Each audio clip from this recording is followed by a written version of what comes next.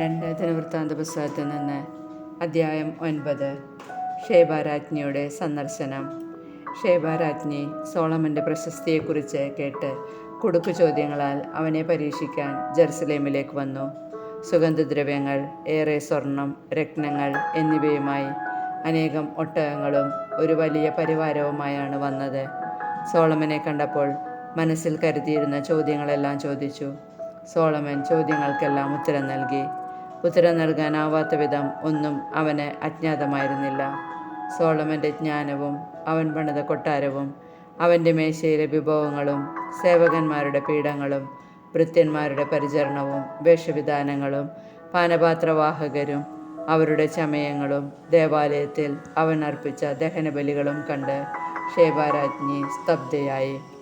അവൾ രാജാവിനോട് പറഞ്ഞു, ഞാൻ എൻ്റെ നാട്ടിൽ വെച്ച് അങ്ങയെയും അങ്ങയുടെ ജ്ഞാനത്തെയും കുറിച്ച് കേട്ടതെല്ലാം വാസ്തവമാണ്. ഇവിടെ വന്ന് സ്വന്തം കണ്ണുകൊണ്ട് കാണുന്നതുവരെ ഞാൻ അവ വിശ്വസിച്ചിരുന്നില്ല. അങ്ങയുടെ ജ്ഞാനത്തിൻ്റെ മഹാത്മ്യത്തിൽ പകുതി പോലും ഞാൻ അറിഞ്ഞിരുന്നില്ല. ഞാൻ കേട്ടതിനേക്കാൾ എത്രയോ ശ്രേഷ്ഠനാണങ്ങ്. അങ്ങയുടെ ഭാര്യമാർ എത്ര ഭാഗ്യവതികൾ. സദാ അങ്ങയെ പരിചരിക്കുകയും അങ്ങയുടെ ജ്ഞാനോക്തികൾ ശ്രവിക്കുകയും ചെയ്യുന്ന ഭൃത്യന്മാർ എത്ര ഭാഗ്യവാന്മാർ. തൻ്റെ സിംഹാസനത്തിൽ അങ്ങയെ രാജാവായി വാഴിക്കാൻ തിരുമനസ്സായ അങ്ങയുടെ ദൈവമായ കർത്താവ് വാഴ്ത്തപ്പെട്ടവൻ. അങ്ങയുടെ ദൈവം ഇസ്രായേലിനെ സ്നേഹിക്കുകയും അവരെ എന്നേക്കും സുസ്ഥിരമാക്കാൻ ആഗ്രഹിക്കുകയും ചെയ്തതുകൊണ്ടാണ് അവർക്ക് നീതിയും ന്യായവും നടത്തിക്കൊടുക്കാൻ അങ്ങയെ അവരുടെ രാജാവാക്കിയിരിക്കുന്നത്. 120 താലന്ത് സ്വർണവും വളരെയധികം സുഗന്ധദ്രവ്യങ്ങളും രത്നങ്ങളും അവൾ രാജാവിന് കൊടുത്തു. ഷേബാരാജ്ഞി സോളമൻ രാജാവിന് കൊടുത്തതുപോലുള്ള സുഗന്ധദ്രവ്യങ്ങൾ പിന്നീടൊരിക്കലും കണ്ടിട്ടില്ല. സോളമൻ്റെയും ഹീരാമിൻ്റെയും ഭൃത്യന്മാർ ഓഫീറിൽ നിന്ന് പൊന്നിനു പുറമെ രക്തചന്ദനവും രത്നങ്ങളും കൊണ്ടുവന്നിട്ടുണ്ടായിരുന്നു. ചന്ദനത്തടി കൊണ്ട് ദേവാലയത്തിൻ്റെയും കൊട്ടാരത്തിൻ്റെയും പടികളും ഗായകർക്ക് വേണ്ട വീണകളും കിന്നരങ്ങളും നിർമ്മിച്ചു. ഇതിനു മുൻപ് യൂദാദേശത്തെങ്ങും ഇതുപോലെയൊന്നും കണ്ടിട്ടില്ല.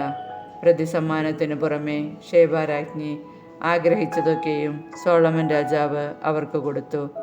അവൾ പരിവാരസമേതം സ്വദേശത്തേക്ക് മടങ്ങി. സോളമൻ്റെ സമ്പത്ത് വ്യാപാരികളും വണിക്കുകളും കൊടുത്തിരുന്നതിന് പുറമെ സോളമന് പ്രതിവർഷം 660 താലന്ത് സ്വർണം ലഭിച്ചിരുന്നു. ദേശാധിപതികളും അറേബ്യയിലെ രാജാക്കന്മാരും സോളമന് സ്വർണവും വെള്ളിയും കൊടുത്തിരുന്നു. അടിച്ചു പരത്തിയ സ്വർണം കൊണ്ട് സോളമൻ 200 വലിയ പരിചകളുണ്ടാക്കി. ഓരോ പരിചയ്ക്കും 600 ഷെക്കൽ സ്വർണം വേണ്ടിവന്നു. 300 ഷെക്കൽ വീതം തൂക്കമുള്ള 300 ചെറിയ പരിചകളും അവൻ സ്വർണപ്പാളികൾ കൊണ്ട് നിർമ്മിച്ചു. രാജാവ് ഇവയെല്ലാം ലെബനോൻ കാനന മന്ദിരത്തിൽ സൂക്ഷിച്ചു. രാജാവ് ദന്തം കൊണ്ട് ഒരു വലിയ സിംഹാസനം പണിത് തങ്കം പൊതിഞ്ഞു. സിംഹാസനത്തിന് 6 പടികളും സ്വർണ്ണ നിർമ്മിതമായ പാദപീഠവും ഉണ്ടായിരുന്നു. ഇരുവശത്തും കൈത്താങ്ങികളും അതിനടുത്തായി 2 സിംഹപ്രതിഭകളും തീർത്തിരുന്നു. 6 പടികളിൽ ഇരുവശത്തുമായി 12 സിംഹങ്ങൾ നിന്നിരുന്നു. ഇത്തരം ഒരു ശില്പം മറ്റൊരു രാജ്യത്തും ഉണ്ടായിരുന്നില്ല. സോളമൻ്റെ പാനപാത്രങ്ങളെല്ലാം സ്വർണ്ണ നിർമ്മിതമായിരുന്നു. ലെബനോൻ കാനന മന്ദിരത്തിലെ പാത്രങ്ങളെല്ലാം സ്വർണം കൊണ്ടുള്ളതായിരുന്നു. സോളമൻ്റെ കാലത്ത് വെള്ളിക്ക് വിലയുണ്ടായിരുന്നില്ല. രാജാവിൻ്റെ കപ്പലുകൾ ഹീരാമിൻ്റെ ഭൃത്യന്മാരുമായി താർഷീഷിലേക്ക് പോകും.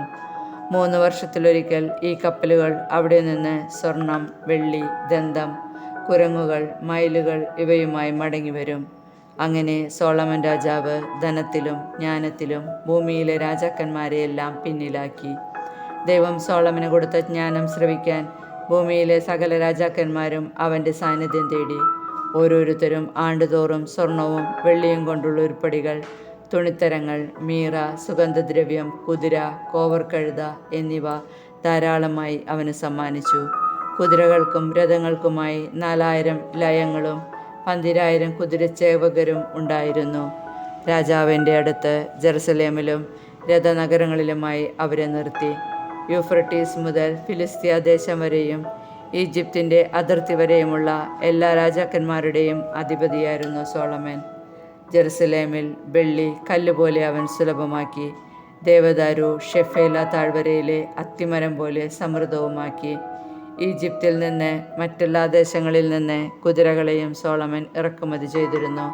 സോളമൻ്റെ ആദ്യാവസാനമുള്ള മറ്റ് പ്രവർത്തനങ്ങൾ നാഥാൻ പ്രവാചകൻ്റെ ചരിത്രത്തിലും ഷീലോന്യനായ അഹിയായുടെ പ്രവചനത്തിലും ദീർഘദർശിയായ ഇദ്മോനും നെബാത്തിൻ്റെ മകനായ ജെറോബോവാമിനെ കുറിച്ച് ലഭിച്ച ദർശനങ്ങളിലും രേഖപ്പെടുത്തിയിട്ടുണ്ടല്ലോ. സോളമൻ 40 വർഷം ജെറുസലേമിൽ ഇസ്രായേൽ മുഴുവൻ്റെയും അധിപതിയായി വാണു. അവൻ പിതാക്കന്മാരോട് ചേർന്നു തൻ്റെ പിതാവായ ദാവീദിൻ്റെ നഗരത്തിൽ സംസ്കരിക്കപ്പെട്ടു. മകൻ റഹോബോവാം ഭരണമേറ്റു. 2 ദിനവൃത്താന്ത പുസ്തകത്തിൽ നിന്ന് അധ്യായം 10. രാജ്യം പിളരുന്നു. റഹോബോവാമിനെ രാജാവാക്കാൻ ഇസ്രായേൽ ജനം ഷെക്കേമിൽ സമ്മേളിച്ചു. അവൻ അങ്ങോട്ട് ചെന്നു. നെബാത്തിൻ്റെ മകൻ ജെറോബോവാം ഇത് കേട്ട് ഈജിപ്തിൽ നിന്ന് മടങ്ങി വന്നു. അവൻ സോളമൻ്റെ അടുത്ത് നിന്ന് ഈജിപ്തിലേക്ക് ഒളിച്ചോടിയതായിരുന്നു. അവർ അവനെ ആളയച്ചു വരുത്തി. ജെറോബോവാമും ഇസ്രായേൽ ജനവും റഹോബോവാമിൻ്റെ അടുത്ത് വന്ന് പറഞ്ഞു, അങ്ങയുടെ പിതാവ് ഞങ്ങളുടെ നുകത്തിന് ഭാരം കൂട്ടി. ആ ഭാരിച്ച നുകവും കഠിനവേലയും ലഘൂകരിച്ചു തരിക. എന്നാൽ ഞങ്ങൾ അങ്ങയെ സേവിക്കാം. 3 ദിവസം കഴിഞ്ഞ് വീണ്ടും വരുവിൻ. റഹോബോവാം അവരോട് പറഞ്ഞു. ജനം പിരിഞ്ഞുപോയി. അപ്പോൾ റഹോബോവാം രാജാവ് തൻ്റെ പിതാവായ സോളമൻ്റെ വൃദ്ധരായ ഉപദേശകന്മാരോട് ആലോചിച്ചു, ഈ ജനത്തിന് എന്തുത്തരം നൽകണമെന്നാണ് നിങ്ങളുടെ അഭിപ്രായം? അവർ പറഞ്ഞു, അങ്ങ് ഈ ജനത്തോട് നല്ല വാക്ക് പറഞ്ഞ് അവരെ സന്തോഷിപ്പിക്കുകയും അവരോട് ദയ കാണിക്കുകയും ചെയ്താൽ അവർ എന്നും അങ്ങയുടെ ദാസന്മാരായിരിക്കും. എന്നാൽ പക്വമതികളായ അവരുടെ ഉപദേശം നിരസിച്ച് തന്നോടൊത്ത് വളർന്ന പാർശ്വവർത്തികളായ ചെറുപ്പക്കാരോട് അവൻ ആലോചിച്ചു, അങ്ങയുടെ പിതാവ് ഞങ്ങളുടെ മേൽ വെച്ച നുകം ലഘൂകരിക്കുക എന്ന് പറയുന്ന ഈ ജനത്തിന് എന്ത് മറുപടി നൽകണമെന്നാണ് നിങ്ങളുടെ അഭിപ്രായം? അവനോടൊത്ത് വളർന്ന ആ ചെറുപ്പക്കാർ പറഞ്ഞു, അങ്ങയുടെ പിതാവ് ഞങ്ങളുടെ നുകത്തിന് ഭാരം കൂട്ടി. അങ്ങ് അത് കുറച്ചു തരണമെന്ന് പറഞ്ഞ ഈ ജനത്തോട് പറയുക, എൻ്റെ ചെറുവിരൽ എൻ്റെ പിതാവിൻ്റെ അരക്കെട്ടിനേക്കാൾ വലുതാണ്. അവൻ ഭാരമുള്ള നുകം നിങ്ങളുടെ മേൽ വച്ചു, ഞാൻ അതിൻ്റെ ഭാരം കൂട്ടും. അവൻ നിങ്ങളെ ചാട്ട കൊണ്ടടിച്ചു, ഞാൻ മുൾചാട്ട കൊണ്ടടിക്കും. 3-ാം ദിവസം വീണ്ടും വരുവിൻ എന്ന് രാജാവ് പറഞ്ഞതനുസരിച്ച് ജെറോബോവാമും ജനവും റഹോബോവാമിൻ്റെ അടുത്ത് വന്നു. രാജാവ് അവരോട് പരുഷമായി സംസാരിച്ചു. പ്രായമായവരുടെ ഉപദേശം ത്യജിച്ച് ചെറുപ്പക്കാരുടെ വാക്ക് കേട്ടു. റഹോബോവാം രാജാവ് അവരോട് പറഞ്ഞു, എൻ്റെ പിതാവ് നിങ്ങളുടെ മേൽ ഭാരമുള്ള നുകം വെച്ചു, ഞാൻ അതിൻ്റെ ഭാരം കൂട്ടും. എൻ്റെ പിതാവ് നിങ്ങളെ ചാട്ട കൊണ്ടടിച്ചു, ഞാൻ മുൾചാട്ട കൊണ്ടടിക്കും. രാജാവ് ജനത്തിൻ്റെ അപേക്ഷ കേട്ടില്ല. നെബാത്തിൻ്റെ മകനായ ജെറോബോവാമിനോട് ഷീലോന്യനായ അഹിയ മുഖേന ദൈവമായ കർത്താവ് അരുളി ചെയ്തത് നിറവേറ്റുന്നതിനാണ് ഇപ്രകാരം സംഭവിക്കാൻ അവിടെ നിടയാക്കിയത്. രാജാവ് തങ്ങളുടെ അപേക്ഷ സ്വീകരിച്ചില്ല എന്ന് കണ്ട് ജനം പറഞ്ഞു, ദാവീദുമായി ഞങ്ങൾക്കെന്ത് ബന്ധം? ജസ്സയുടെ പുത്രനിൽ ഞങ്ങൾക്കെന്ത് അവകാശം? ഇസ്രായേലെ കൂടാരങ്ങളിലേക്ക് മടങ്ങുക. ദാവീദേ, നിന്റെ കാര്യം നോക്കിക്കൊള്ളുക. ഇസ്രായേലിയർ തങ്ങളുടെ കൂടാരങ്ങളിലേക്ക് മടങ്ങി. റഹോബോവാം യൂദാ നഗരങ്ങളിൽ പാർത്തിരുന്ന ഇസ്രായേലിയരെ ഭരിച്ചു. പിന്നീട് റഹോബോവാം അടിമകളുടെ മേൽനോട്ടക്കാരനായ ഹദോറാമിനെ ഇസ്രായേലിയരുടെ അടുക്കലേക്ക് അയച്ചു. എന്നാൽ അവർ അവനെ കല്ലെറിഞ്ഞു കൊന്നു. റഹോബോവാം രാജാവ് തിടുക്കത്തിൽ തേരിൽ ജെറുസലേമിലേക്ക് പോയി. ഇസ്രായേലിയർ ഇന്നും ദാവീദിൻ്റെ ഭവനത്തോട് മത്സരത്തിലാണ്. 2 ദിനവൃത്താന്ത പുസ്തകത്തിൽ നിന്ന് അധ്യായം 11. റഹോബോവാം ജെറുസലേമിലെത്തിയതിനു ശേഷം യൂദാ ഭവനത്തെയും ബെഞ്ചമിൻ ഭവനത്തെയും വിളിച്ചുകൂട്ടി. അവരിൽ നിന്ന് ഇസ്രായേലിനോട് യുദ്ധം ചെയ്ത് രാജ്യം വീണ്ടെടുക്കാൻ 1,80,000 യോദ്ധാക്കളെ തിരഞ്ഞെടുത്തു. എന്നാൽ ദൈവപുരുഷനായ ഷെമയായോട് കർത്താവ് അരുളി ചെയ്തു, സോളമൻ്റെ മകനും യൂദാ രാജാവുമായ റഹോബോവാമിനോടും യൂദായിലും ബെഞ്ചമിലുമുള്ള എല്ലാ ഇസ്രായേലിയരോടും പറയുക, കർത്താവ് അരുളി ചെയ്യുന്നു, നീ അങ്ങോട്ട് പോവുകയോ നിന്റെ സഹോദരരോട് യുദ്ധം ചെയ്യുകയോ അരുത്. ആളുകളെ അവരവരുടെ ഭവനങ്ങളിലേക്ക് തിരിച്ചയക്കുക. എൻ്റെ ഹിതമനുസരിച്ചാണ് ഇതെല്ലാം സംഭവിച്ചത്. അവർ കർത്താവിൻ്റെ വാക്ക് കേട്ട് മടങ്ങിപ്പോയി. ജെറോബോവാമിനോട് യുദ്ധത്തിന് പോയില്ല. റഹോബോവാം ജെറുസലേമിൽ വെച്ച് യൂദായുടെ സുരക്ഷിതത്വത്തിനായി പട്ടണങ്ങൾ പണിയിച്ചു. ബദ്ലേഹം, ഏദാം, തെക്കോവ, ബേത്സൂർ, സൊക്കെ അബ്ദുല്ലാം, ഗത്ത്, മരേഷ, സിഫ്, അദേരായിം, ലാക്കിഷ്, അസേക്ക, സോറ, അയ്യാലോൻ, ഹെബ്രോൺ എന്നിവ പണിതു. യൂദായിലും ബെഞ്ചമിനിലുമുള്ള സുരക്ഷിത നഗരങ്ങളാണിവ. കോട്ടകൾ സുശക്തമാക്കി ഓരോന്നിലും അധിപന്മാരെ നിയമിച്ചു. ഭക്ഷണ സാധനങ്ങൾ, എണ്ണ, വീഞ്ഞ് എന്നിവ സംഭരിച്ചു.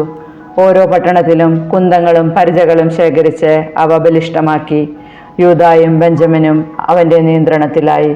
ഇസ്രായേലിന്റെ വിവിധ ഭാഗങ്ങളിൽ വസിച്ചിരുന്ന പുരോഹിതന്മാരും ലേവ്യരും റഹോബോവാമിന്റെ അടുക്കൽ അഭയം തേടി. കർത്താവിന് പുരോഹിത ശുശ്രൂഷ ചെയ്യുന്നതിൽ നിന്ന് ലേവ്യരെ ജെറോബോവാമും പുത്രന്മാരും ബഹിഷ്കരിച്ചതിനാലാണ് സ്വന്തം സ്ഥലവും അവകാശങ്ങളും ഉപേക്ഷിച്ച് അവർ യൂദായിലേക്കും ജെറുസലേമിലേക്കും വന്നത്. താനുണ്ടാക്കിയ പൂജാഗിരികളിൽ ആരാധന നടത്താനും ദുർഭൂതങ്ങൾക്കും കാളക്കുട്ടികൾക്കും ശുശ്രൂഷ ചെയ്യാനും ജെറോബോവാം പുരോഹിതന്മാരെ നിയമിച്ചു. ഇസ്രായേലിന്റെ ദൈവമായ കർത്താവിനെ ഹൃദയപൂർവ്വം തേടിയിരുന്നവർ ഇസ്രായേലിലെ എല്ലാ ഗോത്രങ്ങളിൽ നിന്ന് ലേവ്യരുടെ പിന്നാലെ ജെറുസലേമിൽ തങ്ങളുടെ പിതാക്കന്മാരുടെ ദൈവമായ കർത്താവിന് ബലിയർപ്പിക്കാൻ വന്നു. അവർ യൂദാ രാജ്യം പ്രബലമാക്കി. 3 വർഷക്കാലം അവർ ദാവീദിന്റെയും സോളമന്റെയും മാർഗത്തിൽ ചരിച്ചു. അക്കാലം അത്രയും സോളമന്റെ മകനായ റഹോബോവാം സുരക്ഷിതനായിരുന്നു. ദാവീദിന്റെ മകൻ യെരീമോത്തിന്റെയും ജസ്സയുടെ മകനായ എലിയാബിന്റെ മകൻ അബിഹായിലിന്റെയും മകൾ മഹലത്തിനെ റഹോബോവാം വിവാഹം ചെയ്തു. അവർക്ക് യെവൂഷ്, ഷെമറിയ, സാഹം എന്നീ പുത്രന്മാർ ജനിച്ചു. അതിനുശേഷം അവൻ അബ്സലോമിന്റെ മകൾ മാഖായെ ഭാര്യയായി സ്വീകരിച്ചു. അവർക്ക് അബിയ, അത്തായി, സീസ, ഷെലോമിത്ത് എന്നിവർ ജനിച്ചു. റഹോബോവാമിന് 18 ഭാര്യമാരും 60 ഉപനാരികളും 28 പുത്രന്മാരും 60 പുത്രിമാരുമുണ്ടായിരുന്നു. തൻ്റെ മറ്റു ഭാര്യമാരെയും ഉപനാരിയേക്കാൾ അധികമായി അവൻ അബ്സലോമിന്റെ മകളായ മാഖായെ സ്നേഹിച്ചു. മാഖായുടെ മകൻ അബിയായെ രാജാവാക്കാൻ ആഗ്രഹിച്ചതിനാൽ അവനെ രാജകുമാരന്മാരിൽ പ്രമുഖനാക്കി. അവൻ പുത്രന്മാരെ യൂദായിലും ബെഞ്ചമിനിലുമുള്ള സകല സുരക്ഷിത നഗരങ്ങളിലും ദേശാധിപതികളായി തന്ത്രപൂർവ്വം നിയമിച്ചു. അവർക്ക് വേണ്ടതെല്ലാം സമൃദ്ധമായി കൊടുത്തു. അവർക്ക് അനേകം ഭാര്യമാരെയും നേടിക്കൊടുത്തു. 2 ദിനവൃത്താന്ത പുസ്തകത്തിൽ നിന്ന് അധ്യായം 12. റഹോബോവാമിന്റെ ഭരണം സുസ്ഥിരവും സുശക്തവുമായപ്പോൾ അവനും ഇസ്രായേൽ ജനവും കർത്താവിന്റെ നിയമം ഉപേക്ഷിച്ചു. അവർ കർത്താവിനോട് അവിശ്വസ്തത കാണിച്ചതിനാൽ റഹോബോവാമിന്റെ 5-ാം ഭരണവർഷം ഈജിപ്ത് രാജാവായ ഷീഷാക്ക് 1200 രഥങ്ങളും 60,000 കുതിരപ്പടയാളുകളുമായി ജെറുസലേമിനെതിരെ വന്നു. ലിബിയരും സുക്കിയരും എത്യോപ്യരുമായി അസംഖ്യം ആളുകളും അവനോടൊത്തുണ്ടായിരുന്നു. അവർ യൂദായിലെ സുരക്ഷിത നഗരങ്ങൾ കീഴടക്കി ജെറുസലേം വരെ എത്തി. റഹോബോവാമിനോടും ഷീഷാക്കിനെ ഭയന്ന് ജെറുസലേമിൽ സമ്മേളിച്ച യൂദാ പ്രഭുക്കന്മാരോടും പ്രവാചകനായ ഷെമയ പറഞ്ഞു, കർത്താവ് അരുളി ചെയ്യുന്നു, നിങ്ങൾ എന്നെ ഉപേക്ഷിച്ചതിനാൽ ഞാൻ നിങ്ങളെ ഉപേക്ഷിച്ചു ഷീഷാക്കിന്റെ കൈകളിൽ ഏൽപ്പിച്ചിരിക്കുന്നു. അപ്പോൾ രാജാവും ഇസ്രായേൽ പ്രഭുക്കന്മാരും എളിമപ്പെട്ട് കർത്താവ് നീതിമാനാണ് എന്നേറ്റു പറഞ്ഞു. അവർ എളിമപ്പെട്ടു എന്ന് കണ്ട് കർത്താവ് ഷെമയായോട് അരുളി ചെയ്തു, അവർ തങ്ങളെ തന്നെ താഴ്ത്തി, ഇനി ഞാൻ അവരെ നശിപ്പിക്കുകയില്ല, ഞാൻ അവർക്ക് മോചനം നൽകും. ജെറുസലേമിന്റെ മേൽ എൻ്റെ ക്രോധം ഷീഷാക്ക് വഴി ചൊരിയുകയില്ല. എന്നാലും അവർ അവന് ദാസന്മാരായിത്തീരും. എന്നെ സേവിക്കുന്നതിനും ഭൂമിയിലെ രാജാക്കന്മാരെ സേവിക്കുന്നതും തമ്മിലുള്ള അന്തരം അവർ അറിയും. ഈജിപ്തിലെ രാജാവായ ഷീഷാക്ക് ജെറുസലേമിലെത്തി ദേവാലയത്തിലെയും രാജകൊട്ടാരത്തിലെയും സകല നിക്ഷേപങ്ങളും എടുത്തുകൊണ്ടുപോയി. സോളമൻ നിർമ്മിച്ച പൊൻപരിചകളും കൊണ്ടുപോയി. റഹോബോവാം രാജാവ് അതിനു പകരം ഓട്ടുപരിചകൾ നിർമ്മിച്ച് കൊട്ടാരം കാവൽക്കാരുടെ മേലാളന്മാരെ ഏൽപ്പിച്ചു. രാജാവ് ദേവാലയത്തിലേക്ക് പോകുമ്പോൾ കാവൽക്കാർ അത് ധരിച്ചുകൊണ്ട് നിൽക്കും, പിന്നീട് കാവൽപ്പുരയിൽ സൂക്ഷിക്കും. രാജാവ് എളിമപ്പെട്ടതിനാൽ സമൂലനാശത്തിനിടയാകാതെ കർത്താവിന്റെ ക്രോധം അവനിൽ നിന്ന് അകന്നുപോയി. യൂദായുടെ സ്ഥിതി പൊതുവെ മെച്ചമായിരുന്നു.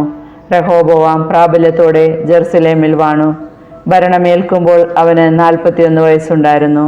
തൻ്റെ നാമം നിലനിർത്തുന്നതിന് കർത്താവ് ഇസ്രായേൽ ഗോത്രത്തിൽ നിന്ന് തെരഞ്ഞെടുത്ത നഗരമായ ജെറുസലേമിൽ അവൻ 17 വർഷം ഭരിച്ചു.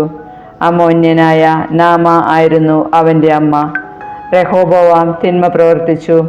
അവൻ ഹൃദയപൂർവ്വം കർത്താവിനെ അന്വേഷിച്ചില്ല.